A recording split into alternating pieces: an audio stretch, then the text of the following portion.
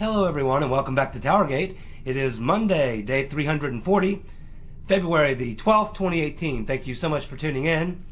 Well, my cold's still hanging on, but I am doing better. I'm feeling better, but I probably sound worse. It's kind of moved to my head now.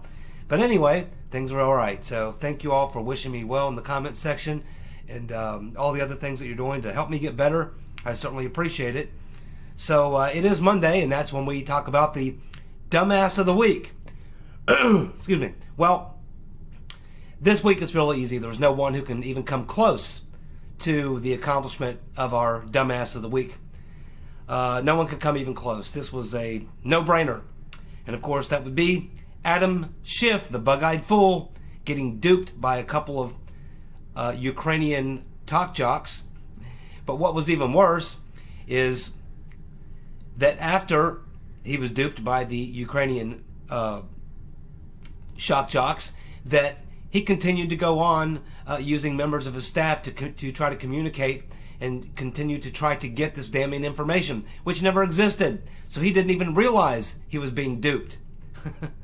Even after they told the person that called, yeah, that was all a joke, by the way, so you don't have to call back, they still continued to call back.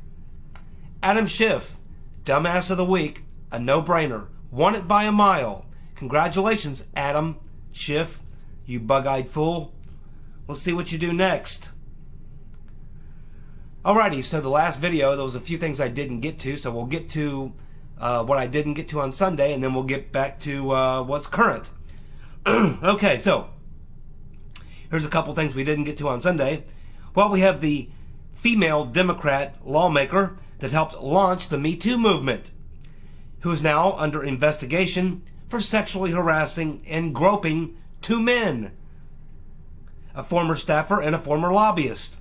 Her name is Cristina Garcia. She is a California lawmaker, and she helped launch the Me Too movement. She's now under investigation for sexually harassing and groping two men. Well done. Very well done, Cristina. Good luck with that.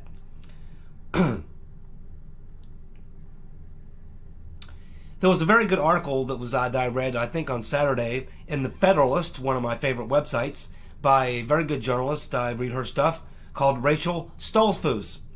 And Rachel wrote an article where she basically lays out that the Rotten Reverend Clinton, Crooked Hillary, that her fingerprints are all over the FBI's investigation into Trump Russia, which is what we talk about here on TowerGate every day, because we know that the Rotten Reverend Clinton, this was essentially a Clinton operation.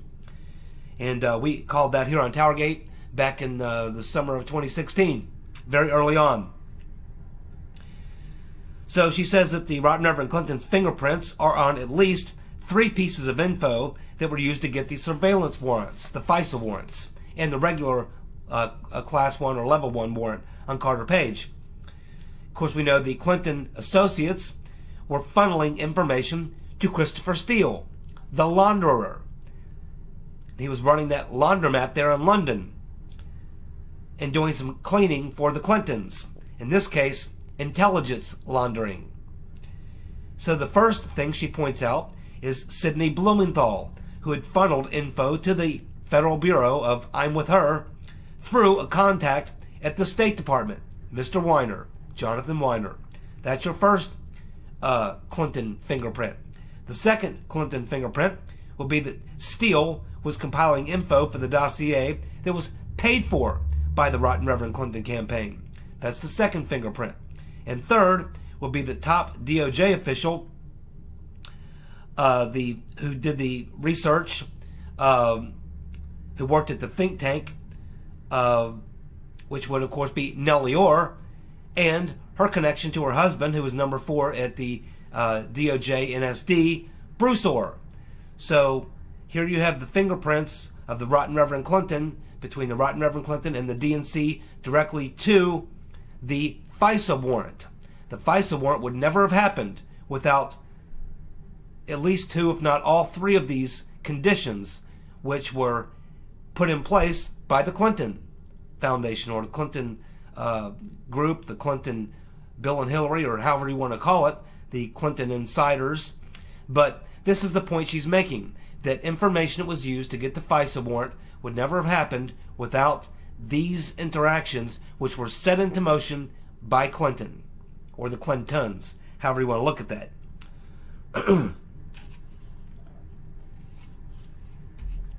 I had someone in the comments section who asked me about the Las Vegas shooting, if I'm keeping up with that. And yeah, to an extent, but there's so much going on right now with the deep state coup and everything that's happening.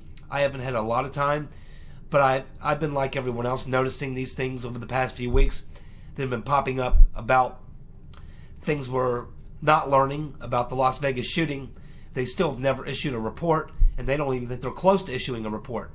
But we do know that a lot of media organizations had sued the coroner to get the coroner's report. Well, they won that case, and the coroner was forced to release the report. But they released it with a lot of redactions. But even with the redactions, here are some things that we have learned most recently from the autopsy of Stephen Paddock. We found that he did have anti-anxiety drugs in his system. Now, when they say his system, they were talking about in his urine, but not in his bloodstream. So what that tells us is that, yes, he had been on anti-anxiety drugs, but he obviously had not taken them recently. So he was probably not under the effects of the anti-anxiety drug at the time of the shooting, though he did have it in his system, which meant that it would probably have been in his system for 2, 3, 4, 5 days, 10 days, something like that. But probably he was not under the influence of them at the time of the shooting. That's what that would tell you.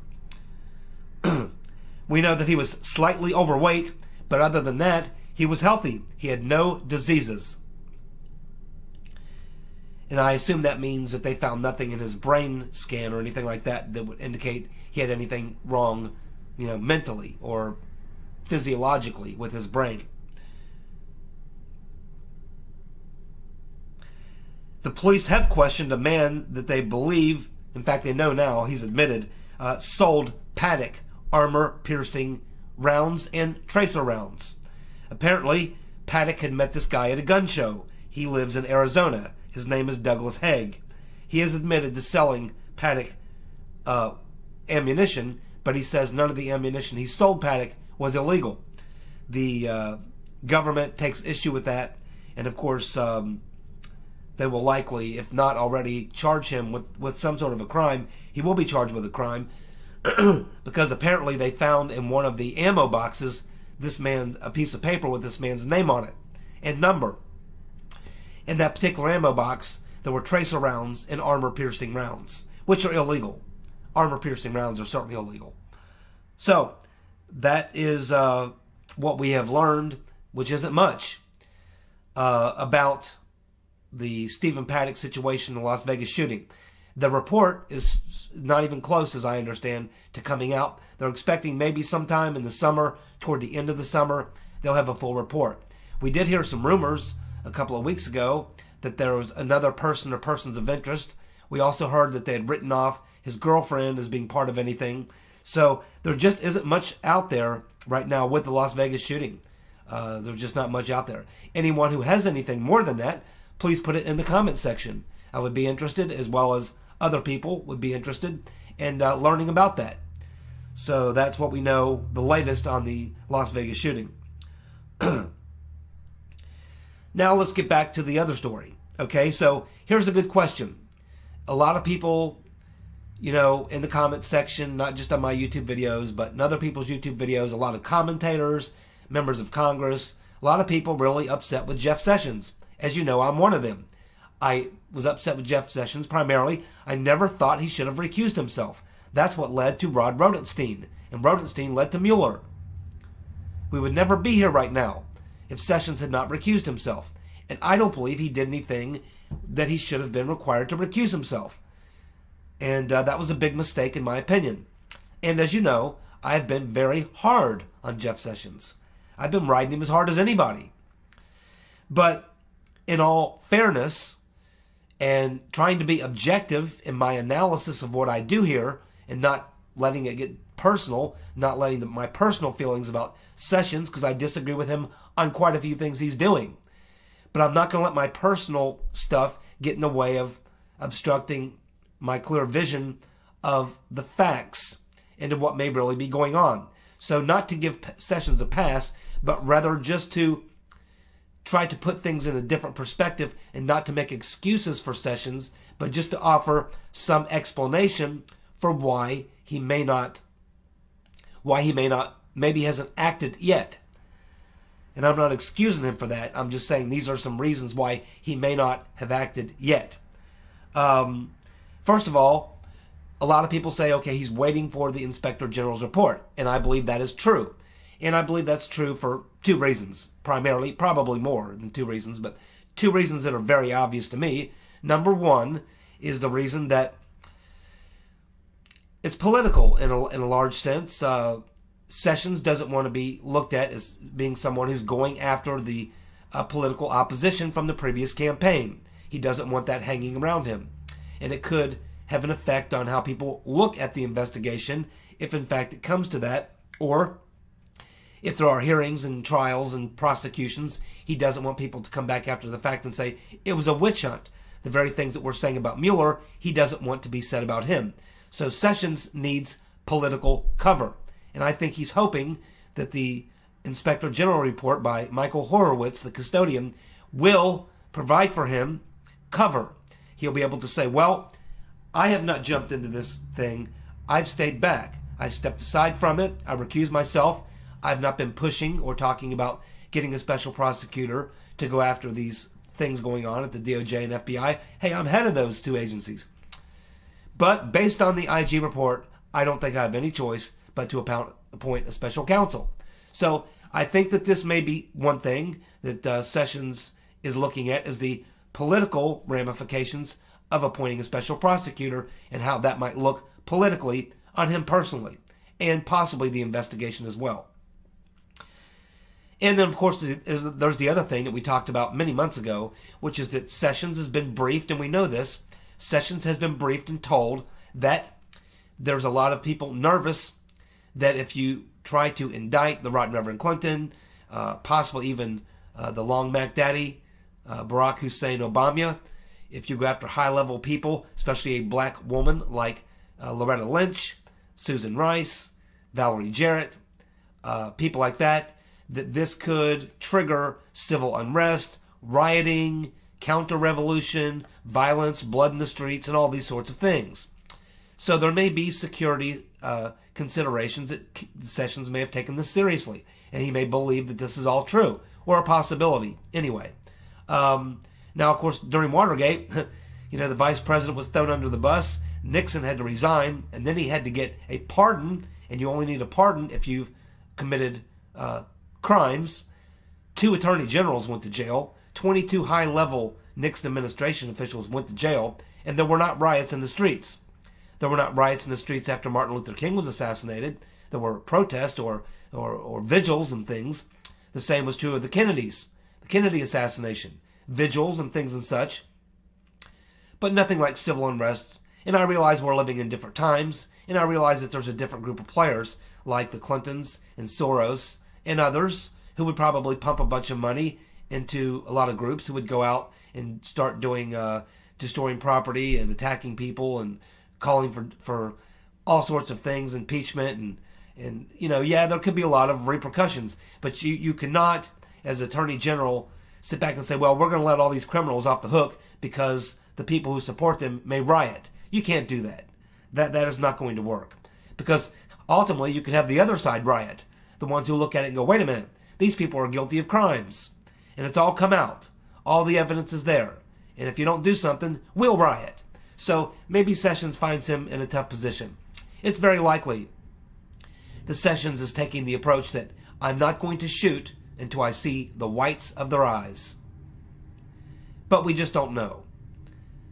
But I think we have to take that into context, and we also have to remember that a lot of the things that have been happening over the last few weeks would not happen without Sessions being okay with it, such as all the information that's been released by Mr. Horowitz, the Inspector General, who, keep in mind, works for Sessions. Sessions is Horowitz's boss, and Sessions has allowed Horowitz to release the page-struck texts, which the text that gave us the exoneration statement by Comey. He's allowed the release of the text which introduced us to Bruce Orr and his wife Nellie, and their association with Steele and Simpson, and the fact that Orr met with Steele and Simpson. That came from Horowitz, and it could only have been done if it was approved or okay with Jeff Sessions. We learned about the 302s possibly being changed. That too came from Horowitz, and that would have had to have been okay with Sessions. The insurance policy text came from Horowitz. Again, would have had to have been okay with Jeff Sessions. We now have 10 FBI and DOJ officials who've been fired, resigned, or been moved around somewhere, or are leaving from the DOJ and the FBI, all because of these texts that have been released, which were released by the Inspector General Horowitz, and it had to be done with the approval of Jeff Sessions. So, again, I'm not making excuses for Sessions. I'm just saying, let's put this into perspective. And while I'm still very unhappy with Sessions, and that he's allowing this to go on, he's allowing the Mueller investigation to go on, it's not like he isn't one. It's not like he's not doing anything, or that he's not somehow involved in another way, because he is. He's behind the scenes right now. So whether he's waiting for the IG report, whether he needs political cover, whether he's afraid of riots, and so he needs for the public, maybe he's looking at the public polls. Maybe Sessions needs to see 60 to 70% of the people in the country on board with the idea of appointing a special counsel, grand jury, prosecutions. Maybe Sessions just needs more evidence, more proof. He needs to feel the political consequences are not as great as they are now. He needs to know that he's got some cover, and that he can go ahead and appoint a special counsel and move forward, and feel like it's not going to create a lot of problems with the investigation, or with problems in the country with civil unrest or what have you. So that's just an observation for you all to chew on.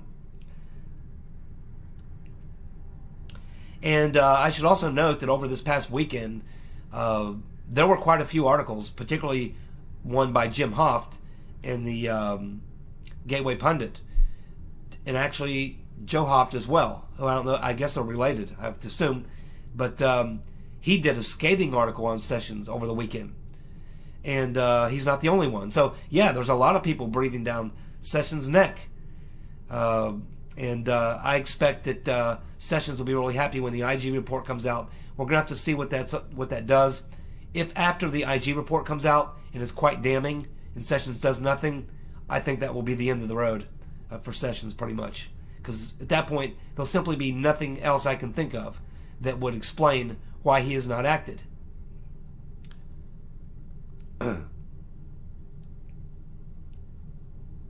Well, the Democratic memo is still sitting in the basement of the House Intelligence Committee.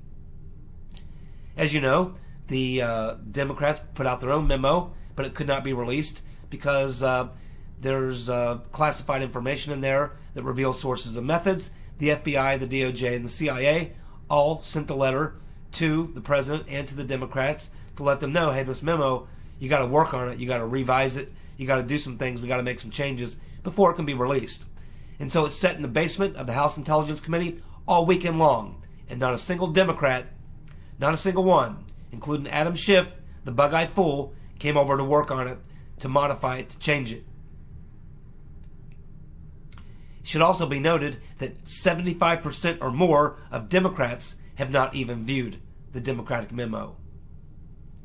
More than 75% of Democrats have not even gone to review their own damn memo, which is, until it's changed and modified, is not going anywhere. Now, is it possible that Schiff and the people who put this together knew it was loaded with classified information and loaded with things which gave up intelligent sources and methods, and knew that it would be restricted, it would not be allowed to be released in its present form? Maybe they never wanted this released in the first place. Maybe because they know it's going to be debunked almost immediately by information that already exists and information that will be coming out sooner.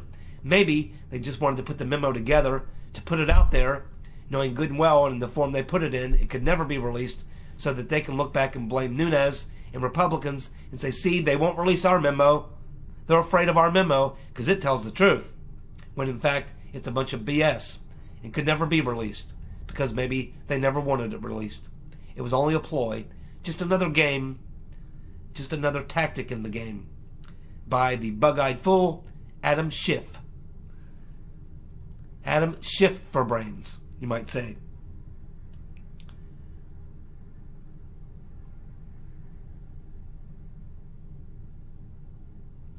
I watched, as I'm sure many of you did, Devin Nunes this morning, or Sunday morning, I should say. I watched Devin Nunes on Sunday Morning Futures with Maria Bartiromo, and in that interview, he said that Lynch and Kerry were both briefed on the memo, and we know that. We've covered that here on TowerGate. We know both John Kerry and Loretta Lynch were briefed on the memo, or the dossier, along with every Democrat in the entire left, including the left-wing media complex. And that was what Nunes was telling Bartiromo. He says, you know, back when this dossier is being passed around, all during the summer and fall of 2016, media organizations are getting it. The FBI, the CIA, the State Department, the Department of Justice, the left-wing media, everybody was getting leaks on this dossier. Everybody but Republicans.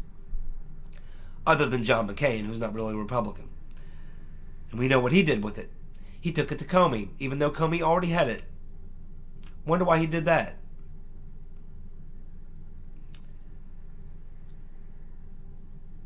And he also restated in the interview with Bartiromo, Nunes also restated the fact that Christopher Steele lied to the FBI and asked why he isn't in handcuffs. Well, as we know, he was supposed to show up at a deposition hearing on Friday, and he was a no-show. And apparently, he's left London again. He's not around. I mean, they know where he lives. They went there, and he's not home. Apparently, he took his wife, his kids, and his dog, and headed back out to the country. No one knows where Christopher Steele is right now. I ask you guys if you've seen him. None of you guys have seen him. So, he's not here. So, no one knows where Christopher Steele is. My guess is he's hunkered down somewhere, probably talking to some lawyers, figuring out exactly how he can best get out of this situation without facing jail time. He lied to the FBI. He lied to the FBI. And probably other people. He knows he's got a lot of issues, and his whole thing is riding on him. Unless he can produce hard evidence for the claims he's made, he's probably going to jail. He's certainly going to be charged with lying to the FBI. In which case, they'll say, okay, we got you for lying to us. Now either you cooperate or we put you in jail. They're probably going to turn Christopher Steele. And they should. And that's probably what he's talking about now. How he can cut a deal. And that's my guess. I think ultimately Steele will cut a deal. It's the only game he's got, really. He can't stay on the lam forever. Eventually Clinton's goons will find him. And he knows how that works out.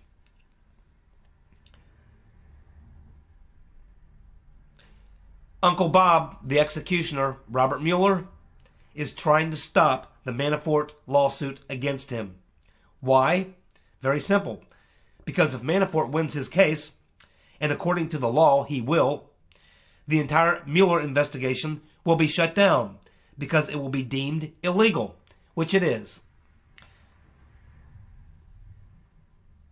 The fact is, right now the Republicans and Trump's lawyers and the people involved should be trying to move up the court date to get the case moved up so it goes ahead and goes forward as soon as possible. And they should exploit this every way that they can. Instead of letting Mueller block this case from going forward, they should be doing everything they can to move this case up. Because as soon as this case goes into court and Manafort's lawyers make their opening argument, it's over. Because there'll be no argument that Mueller's people can make against Manafort's attorneys, which can win the day. Manafort's attorneys are going to win that quickly.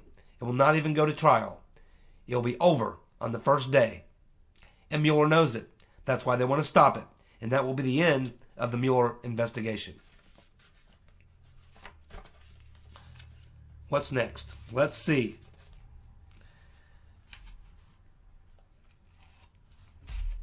Oh, yes. We have talked a lot here in the past few weeks about Bill Priestap, who seems to be this mysterious figure. He was Peter Van Strokenis' boss. He was under James Comey. He had to know everything and everyone about this because he was the man in the middle. He had to be approving or at least ways aware of everything that was happening with the deep state coup, the illegal FISA warrants, and everything else. Bruce Orr, everything. He had to know about all of it. But at this time, he's the guy who's left standing. And we hear nothing about him. His name doesn't come up. We hear that he's going to be questioned or what have you. But why wasn't he questioned already? Maybe he was. I don't know. We haven't heard anything pop up from the Mueller investigation or from any of the 3 congressional committees that are investigating, other than the fact that they said they would want to talk to him. But let's analyze the reality and the facts on the ground surrounding Prestep. Let's look at the people above Prestep. That will be Comey, McCabe, and James Baker. All have been fired or forced to resign. Let's look at the people below Prestep. Peter's Van Strokenis, Lisa Page, James Rybicki, and Mr. Corton, all fired or forced to resign. Then the people who are parallel to Prestep. That would be Carlin, Yates, McCord, Orr, and Loffman. All fired or forced to resign. But Prestep is still there. Everyone around him has gone down. Everyone. Above, below, and parallel. But yet, he remains standing there like the strong, tall oak, withstanding the 70-mile-an-hour wind that has swept everyone else away. The Del Vecchio effect, which has taken everyone down around him, above, below, and on the same parallel. But Mr. Prestep still standing. What do you think about that? What does that tell you? Well, what it tells me is that he's cooperating. That's what it tells me. He's probably been turned, and he knows everything. And will probably end up being one of the key witnesses, along with Mike Rogers, as to the deep state coup. I don't know this. Speculation. But what do you guys think? Can you figure out another reason why he would be standing while everyone around him has gone down? I can find no other explanation. Back in the summer of 2017, I did a video and I talked about someone named Charles McCullough. Some of you may remember that. He was the Inspector General for the Intel community, who was forced out because he was actually the first man who discovered the crooked Hillary email server. He's the one who first discovered that she had a private, illegal, unencrypted email server. And when he attempted to, when he notified the DOJ and the FBI and attempted to take action on that, or he can't really take any action, he's an Inspector General, but when he took the action he was required to take, which was to inform the FBI and the DOJ about the illegal server and the classified emails that they were seeing, he was told to shut up. They tried to shut him up, but he refused to shut up, and so they forced him out. Charles McCullough, expect to hear him. Now, I assume that he's one of those people that we've been hearing about that have been coming forward as informants to talk to these various committees and give information. I expect that Mr. McCullough is one of those people, and then we're going to hear his name pop back up. And when the criminal trials begin, I'm sure that Mr. McCullough is going to show up again as another key witness as to what was going on, because he was the one who first discovered the illegal private server in the home of the Rotten Reverend, which contained thousands of classified emails which he read. Oh yes. Yes, he did. He read those emails. Maybe not all of them, but he read a lot of them. He knows a lot of things.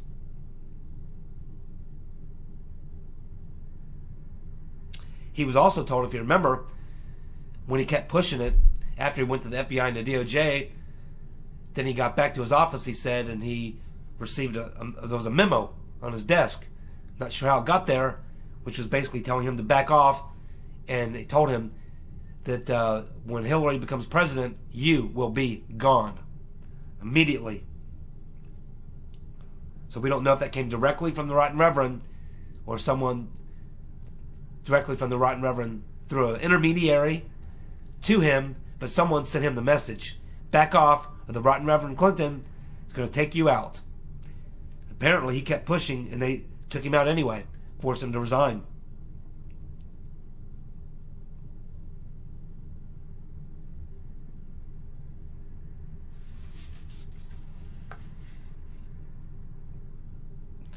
So, now that we've reached this point, and there's a long way to go, but just at the point we're at, let's take stock of what we have. Let's check the scoreboard, if you will, and let's see who we can find has colluded with Russia. Now, I'm not on the inside of Uncle Bob the Executioner's investigation with his Hillary donor posse, but I've been observing this scandal as it's played out right along with all of you. And so, just to take stock of where we are and to check the scoreboard, let's see if we can find out who at this point has colluded with the Russians. Well, we, of course, recently learned that Adam, the bug-eyed fool Schiff, has colluded with the Russians. Mark Warner, the Democratic congressman, has colluded with the Russians.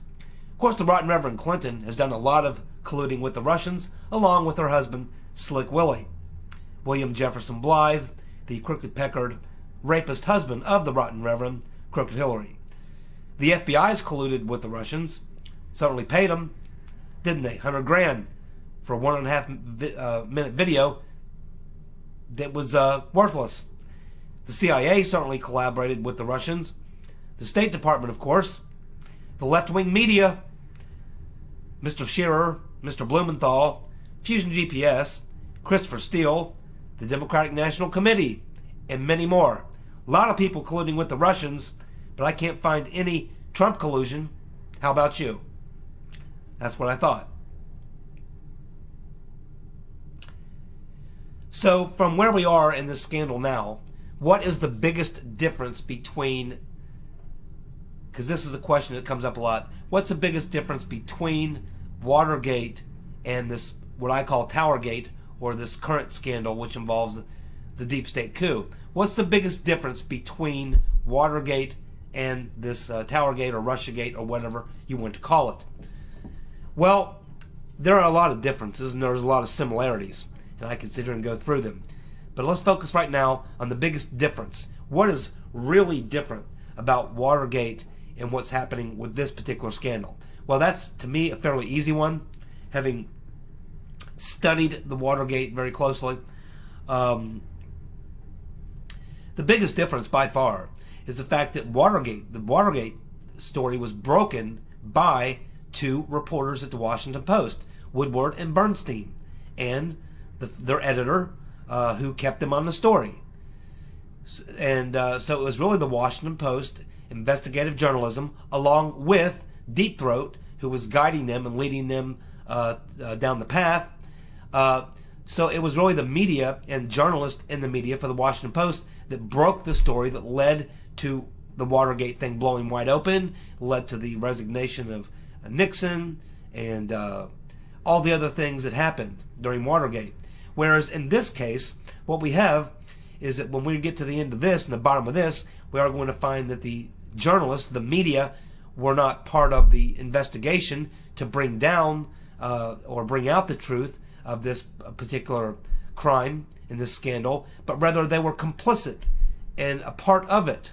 So this is what's going to be the biggest difference at the end of Watergate and TowerGate, or whatever you want to call it. We're going to find that in Watergate, they broke the big story, the big scandal that led to everything happening, and in this particular story, they are complicit and part of it.